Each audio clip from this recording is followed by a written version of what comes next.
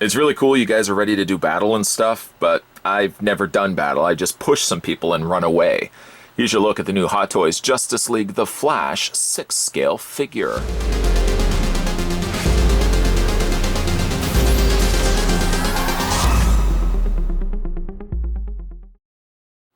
The product code for the Scarlet Speedster is MMS448, and another addition to your growing Justice League 6-scale collection.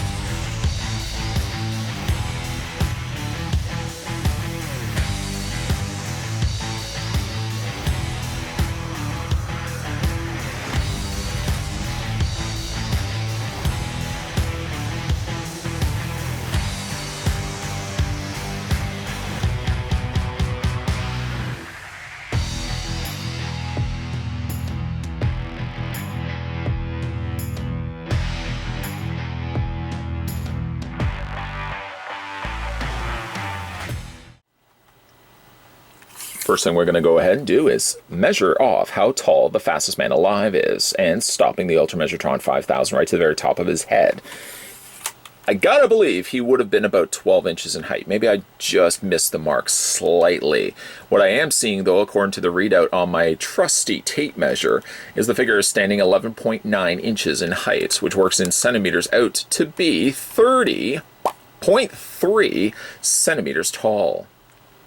By this point of the game, I'm sure anybody who has collected or watched enough of these Justice League Hot Toys reviews will know that the same display stand rampway is included with Flash as well.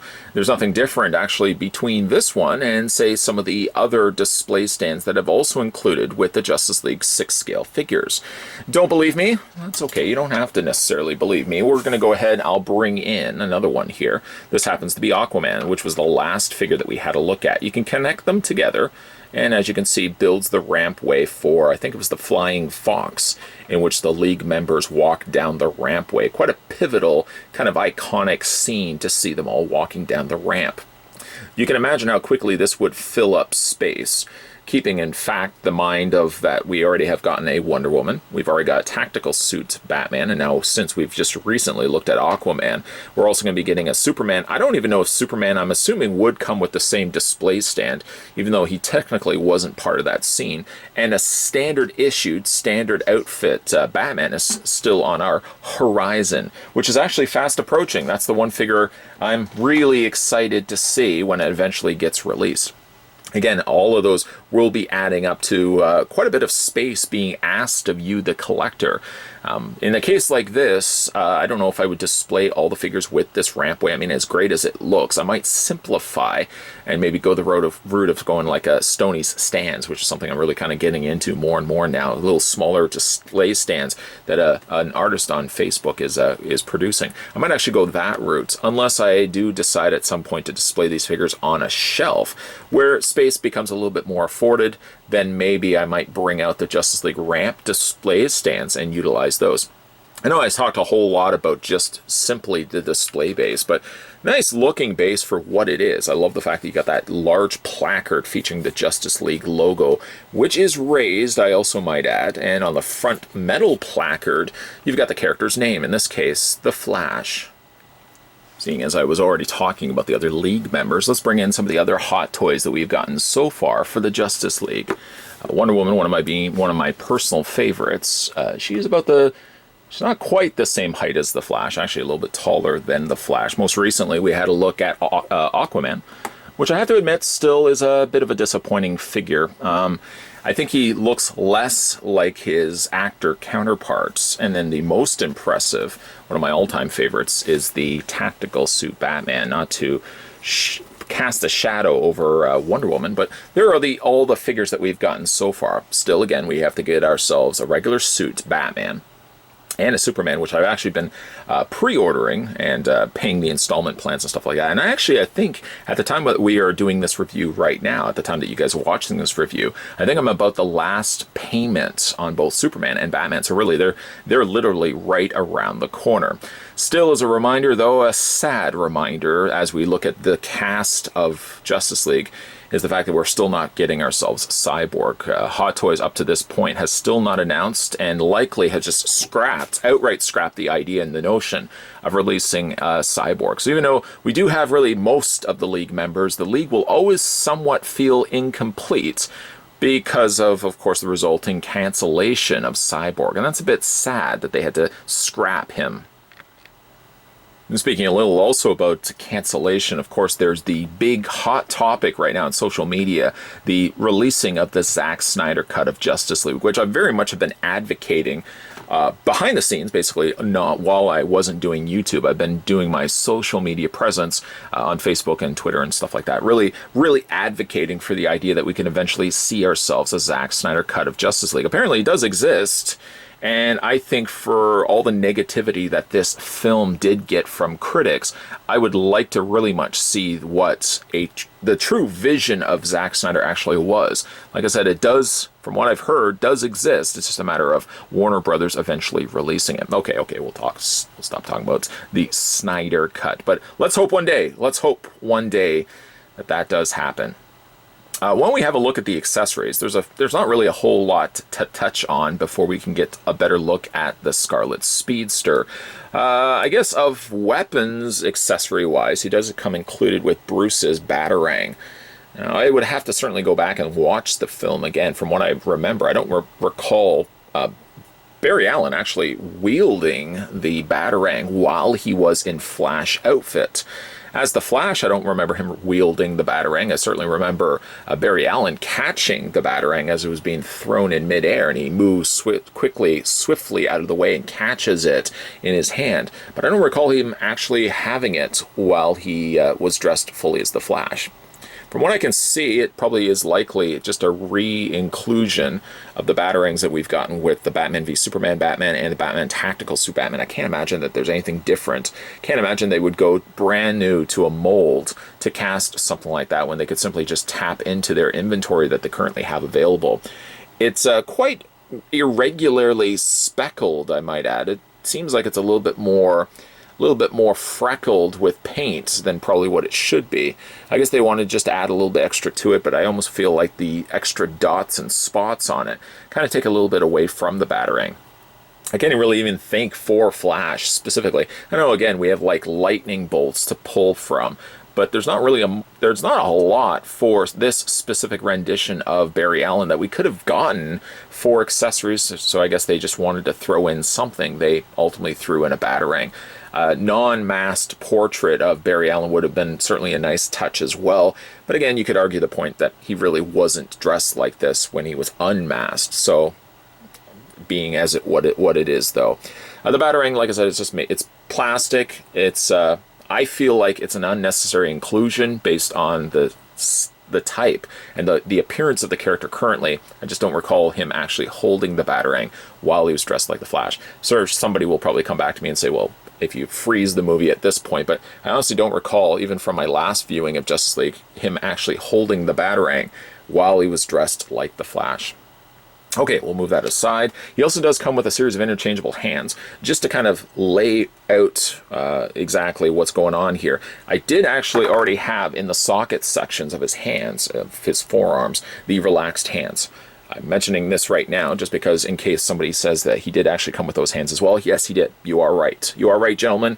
They are currently in the sockets of his forearms. What aren't in the sockets of his forearms right now are the following hands that we can kind of break down right now. He does come with a pair of closed fists. Normally I would say, ooh, I don't know, closed fists. Especially for someone like the Flash, not the most exciting of things to be including with the figure.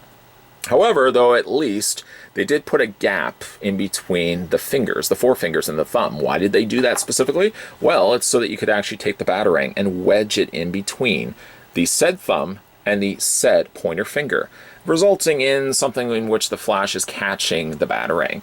Now, even though I know I'm going to sound like a hypocrite for saying this, despite for the fact from what my memory is telling me, he never did actually do this dressed as the Flash.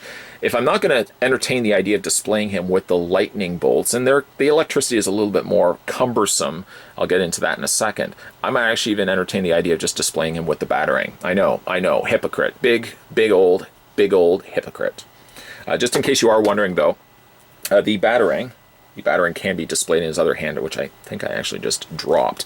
But at least you get a pair of closed fists, not quite fully closed, mind you, that you can at least display him with the Batarang. The other thing he comes included with is a pair of running hands, flat hands. That you can either have running forward, or you can have running up, running down, depending, again, how you want to bend his arms. Say, for example, I'm only going to quickly do this so that you guys can see it. So you want to just bend the arms back like so, and say you want to get him in a running pose. We're going to alternate the leg that way. There we go. You can angle and display the figure like this, which then the icing on the cake, you can go ahead and just take the fist off like so. Replace it with thumbsies go in, thumbsies go in, and you can replace it with the flat palms right off the bat. That looks like somebody spent hours just no, not displaying this and posing this, but you can just pop the hands off like so, pop the necessary hands that you want to display into the socket like so, and there you've got Flash in a running pose. I know in the movie he kind of looks like he's running quite awkwardly. I don't know why I don't know what the logic is behind that as to why he had to be running like in such a very dramatic way, but ultimately that's what we got. Maybe that was actually part of Whedon's cut of the film. Maybe Zack Snyder actually didn't intend on having Flash running like that. Who's to say? We're going to go ahead and actually just pop the regular hands back in place. I feel like I would be robbing him something, of his hands if I just left them completely off. One thing actually, as an indicator, something that could remind me then in the process of doing so, he does kind of have the same problem that Aquaman has. Little extra pieces of plastic that stick up and stick in the way of things. While he doesn't have it down here like Aquaman had, he does, however, have it up here where his hand is. There's this little piece of plastic, and it's actually, thank goodness for the fact that I did swap out the hands to remind myself to tell you guys. He's got these extra little pieces of plastic that stick out. Granted, yes, they're based on the design in the film, but granted, yes, they are something that are in the way that when you are rotating the hands, you've got always something that's clipping against these. So you just want to kind of be careful of that. Okay, so let's straighten out the figure. We'll look at the rest of his hands, and then we'll look at his electricity. Rounding out the rest of his hands, he has a pointer hand, which I don't know if is actually the pointer hand that he uses to point and touch Diana's sword so that she can actually reach it when they're going down the tunnel way. He does also have this hand as well, which again could lend itself to the idea of him in various different running poses. You can have him pointing as he's running. You could certainly go this route as well. And it kind of just ways to mix up, just to change up a little bit of some of the hand, I guess you would say, expressions that he possesses. It simply just can't always be the case of using flat hands. I like that they do give you something a little bit extra to work with. All the hands are wearing fingerless gloves. Everybody was wearing fingerless gloves. Always has to go back to the Lonely Island.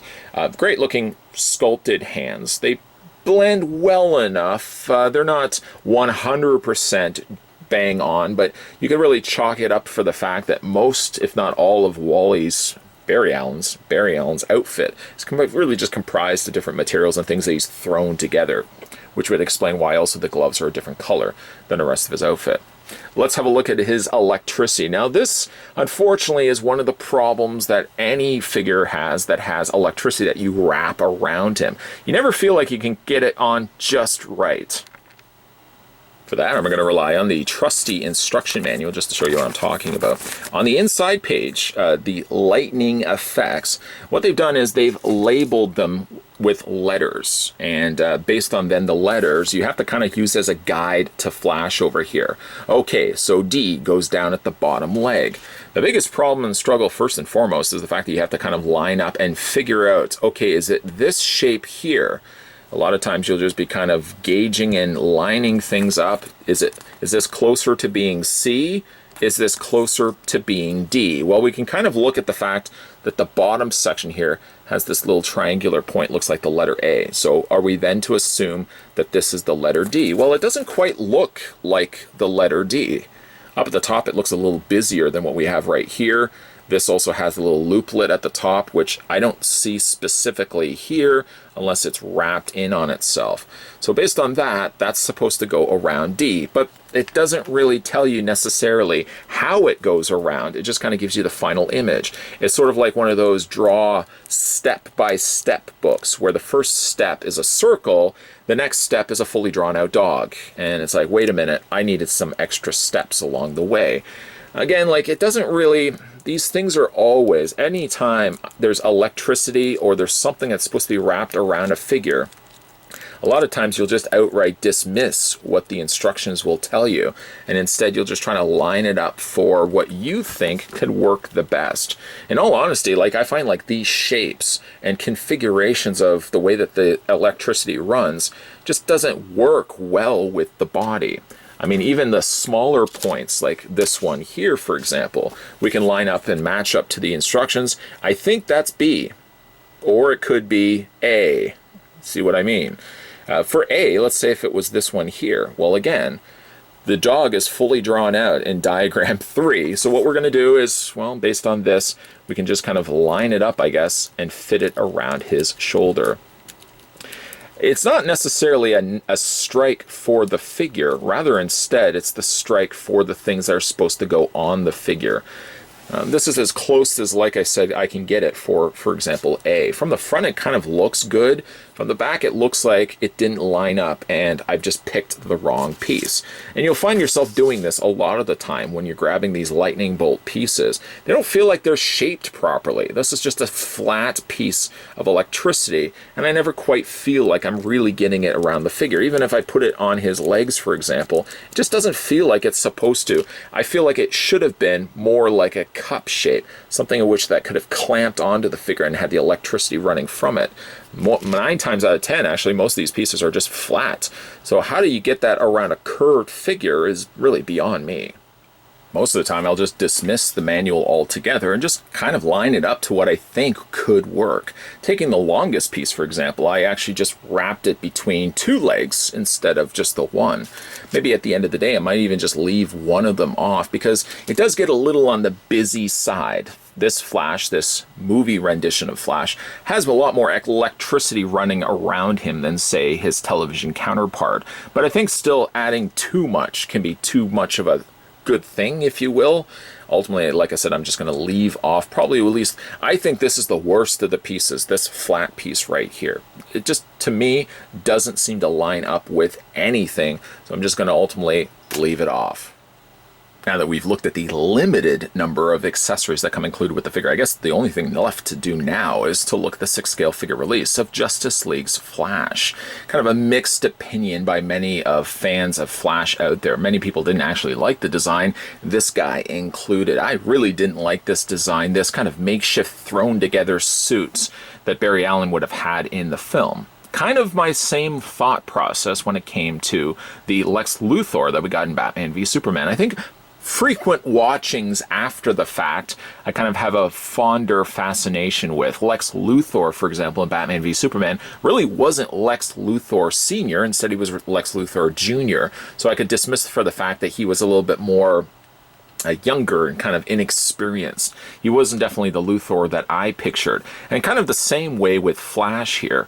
This is kind of what I would consider his prototype suit, similar to what Spider-Man would have done. This is something that he would have thrown together until eventually landing on his eventual final suit, possibly of which something that Bruce Wayne was going to give him. I think even it was hinted that Bruce Wayne was going to give Flash a brand new costume. This probably could have completely dismissed this look for him, giving him something a little bit more familiar that fans of The Flash would probably recognize a little bit better.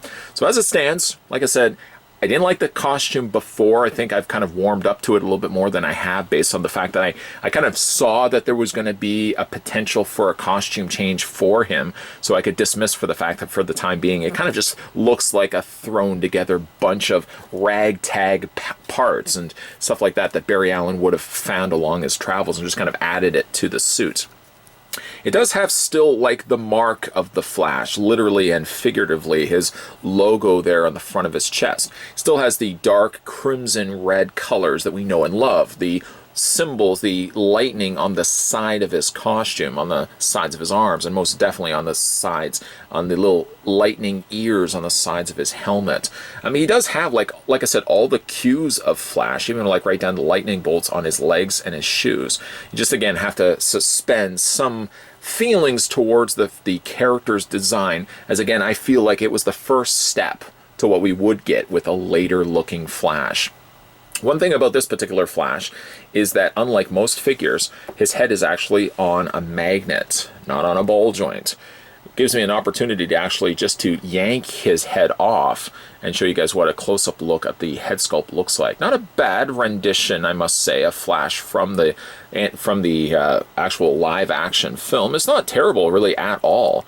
One thing it does have is these extra little panel flaps on the back, so when you are putting this on his head, for example, at least on the socket section of his neck, you want to be a little careful that these don't clip and get yanked and pulled off. I think they're just on an actual, looks like just a little tabbed lever there. But I don't know, long term, if you're bending this back or if you're being too aggressive with it, this could potentially break off. Like I said, I'm overall pretty happy with the head portrait. I think it's a little bit better, at least accurate-wise, to how it looked in the movie. I think it looks a little bit more like the actor than the Aquaman looked like Jason Momoa. I don't feel like that one still perfectly captured Aquaman, whereas I think this one did a pretty good job. Now, could Hot Toys have added some extra things to this, being that we were so kind of tight and limited on accessories? I think so, yes. They probably could have changed and had different mouth plates, for example. You could have taken off, given them different expressions. Probably could have given them different eyes as well. Maybe I'm adding a whole lot of extra cost to a figure that maybe not many people would venture into getting. But I do think they probably could have done a little bit something with mouth plates. They've done it with Tactical Suit Batman. I know Batman is more of a draw than Flash, but still, they probably could have added a little bit extra things to it. Like in the film, you can see that the materials vary from one another. Smoother sections along the top of his brow, and then he's got more of the mesh on the side there. Again, I'm not too crazy on it when I first saw it, but subsequent watchings of the film, and of course enough appearances of the Flash in this attire, I think I've warmed again more up to it than I did initially. I like kind of the hammered out look of the lightning bolt on the side on his ear here. It does look like it's crude, even though it does have a very sleek look to it. Sleek is probably not the best way to describe an outfit like this. It is looking very bulky. Not bulky in the size, but just bulky in the fact it's got all these panels and stuff. They don't really blend well into one another, which I guess is the point. The thing about the head, though, is when you are putting it on the magnet here, moving the head up and down is certainly not a problem. Sometimes I do find if you turn the head too much, the magnet fights back and kind of pushes the head back to a defaulted position. I guess there is merits to the fact that if you are using a magnet, you can get a little bit more motion and movement out of it. Ball joints, I kind of like more the, not quite tactile feeling of it, if that makes any sense, but I like the idea of being able to move the head and feel that there's a ball joint working underneath. This is kind of like the Dark Knight Rises Batman, which also had a similar idea, the idea that it was sitting on a magnet. And while it's good, like I said, there's nothing to be negatively pointing out about it using magnets. I kind of still like more the traditional ball joints myself. Although I must say, there's a lot more luxury, it seems, with moving the head when it's actually sitting with a magnet rather than a ball joint. As for the rest of his body, the underlayer would be a black mesh. And if you can see it right there, they also, I've noticed, a lot of film outfits seem to pull from the same type of textured patterns. This is very similar to what we would have seen with like a Spider-Man suit, for example, where it's almost got what I could describe as like a basketball texture print to it. It does look like it's solely black, but way light hits it, maybe there's like 2 tones of black that they used for it, because it does seem like the patterned sections are darker black, and then the actual squares, the sections inside, seem like they're almost a lighter black. And then over top of all the mesh is a series of plates, a series of wires, and just again, things that he's thrown together. It's something that has been an acquired taste, I would say. And I can certainly see, speaking from my own personal feelings when I first saw the costume, I can most definitely understand why people weren't crazy about this costume. It just, while it looks like Flash, I mean, it's got enough Flash-esque things about the costume. I can most definitely see why people didn't like the crude makeshift look of the costume. Again, understanding that this would lead to something bigger and better, this is kind of the equivalent of the Homecoming, the original suit that Spider-Man made for himself, that Homecoming suit. This is kind of like the Homecoming Flash homemade suit. That's the best comparison I can make to it. I must say, though, I mean, for what it is, the panels and the texturing and the detailing that they put on it is rather quite nice. Whatever you may think about the costume itself, I must say that the figure, the Hot Toys release of it, really does translate that crude-esque feel to it. Even like the individual panels seem scratched and just kind of forged together. You can see like little rivet points where you would have connected everything together. It's got multiple colors to it. I mean, from first glance, it looks like it's all one red. But really, when you look real close at it, you can see they've airbrushed some darker crimson red around the torso areas here. And like the plate sections don't seem like they're always the same color. Like this one here seems like it's a little lighter than the panels that are underneath here. The wire frames, these little wired connection points, basically all kind of keeping the suit together, is probably one of the things that I found was the most distraction to the actual costume. It runs itself all the way down to his legs, all the way down to his feet. He's got these wires running all the way through it. And again, they made a scientific explanation as to why he uses this type of suit so that it can control the heat temperature, because of course he's going to be generating a lot of heat with his super speed. There's the back of the figure. Not a bad looking figure at all. Like the material itself is very much like a Spider-Man costume, kind of like a rubbery nylon material. And then over top of this, all the plates are plastic sitting over top of it. Things that you want to be careful of are the knee pads, for example. They're just attached, likely just glued over top of the mesh, so you want to be careful you don't clip those or cause damage to those while you're bending the legs, for example. Then all the way down to his feet. Some nice varying different textures there on his feet. Every time, specifically looking at this part of his body, I get very much the vibe of a Spider-Man costume. You can see the close webbing there on the meshing. It's really nicely done here. And there's the undersides of his feet. Something of which you wouldn't have been able to see in the film, or I guess if you pause the movie, you may have been able to see his undersoles. Even his undersoles, a calling card, if you will, he actually had the same lightning bolts featured underneath as well. Looking at Flash's articulation, well, we've already discussed the fact that the head is just sitting on a magnet. Again, you do get a fair bit of movement to it, and to the credit of that flap that we looked at before, that accordion back of his helmet, which kind of very much looks like a bicycle helmet, very much like a streamlining bicycle helmet, does have a little bit of extra give. When you are moving the head back, this piece does move a little bit out of the way. Again, you just want to be careful, I find, especially this section here. When you turn the head, you'll see that clips against it. You don't want to do it too quickly and too vigorously because you don't want that to break off. I don't think it would break off, but it's just, again, something you want to be careful of. Like I said, the head rotates all the way around. It hinges up, down, angle, angle. Like I said, you can get quite a bit. So to the credit, yes, even though I am of old school where I do enjoy a ball joint, I must say that the magnet works quite well in favoring actually the type of poses that you could get Flash into. The upper torso is very limited. I will say this right off the bat. He does have, even though he's got the mesh suit underneath, this basically is just all plastic. And as a result of that, you're really not going to get a whole lot of movement out of this. I often wondered, actually, if they could have done something the same as what they did with Aquaman, where this was a separate piece, where he would have had the crunch up at the top, and then this would have been a plate underneath.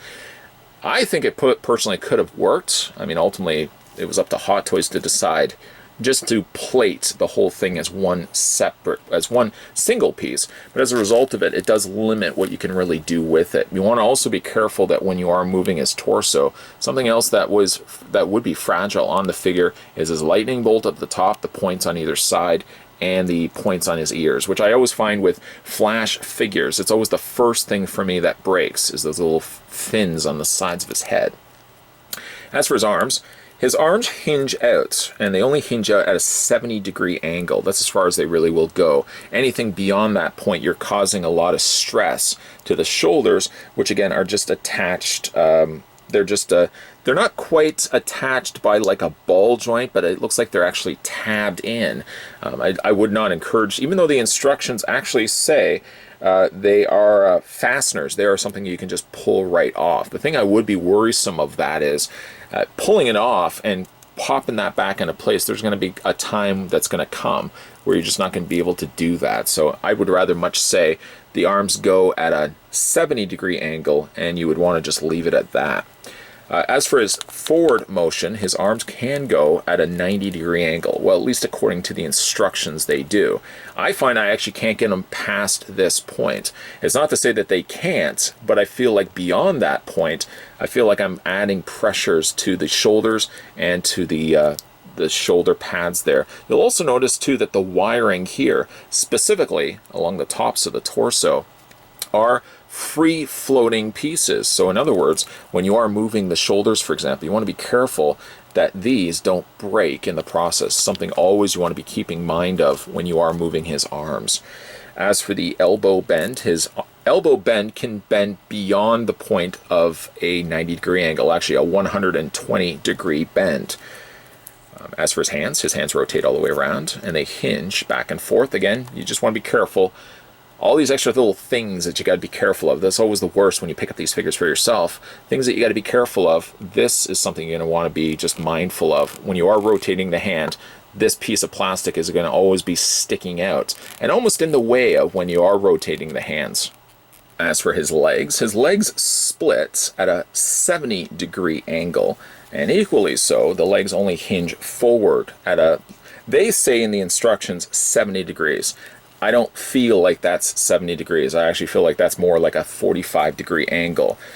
I mean, you could force it a little bit, but it doesn't seem to me like the legs go any further forward than that. I've seen some people actually manage to get the leg of the bend higher than this, but I'm not going to risk it because it does feel like it gets awfully tight at that point. The knees also do bend.